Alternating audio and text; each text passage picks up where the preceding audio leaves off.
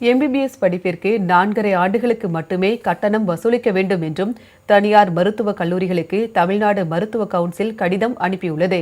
மருத்துவக் கல்லூரிகள் மற்றும் பல்கலைக்கழகங்கள் 5.5 ஆண்டுகளுக்கான எம்பிபிஎஸ் பாடப்பிரிவு கட்டணத்தை வசூலிக்கக்கூடாது என்று அறிவுறுத்தும் தேசிய மருத்துவ ஆணையத்தின் சமீபத்திய அறிவுறுத்தலை தமிழ்நாடு மருத்துவ கல்வி மற்றும் ஆராய்ச்சி இயக்ககம் வெளியிட்டுள்ளது.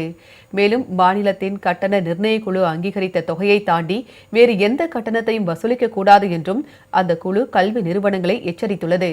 நாடு முழுவதும் உள்ள அனைத்து மருத்துவக் கல்லூரிகள், கல்வி நிறுவனங்கள் மற்றும் பல்கலைக்கழகங்கள் எம்பிபிஎஸ் கல்வி கட்டணத்தை நிர்ணயிக்கப்பட்ட 4½ ஆண்டு கால படிப்பிற்கு மட்டுமே வசூலிக்க வேண்டும் என்று அந்த ஆணையம் அறிவுறுத்தியிருந்தது.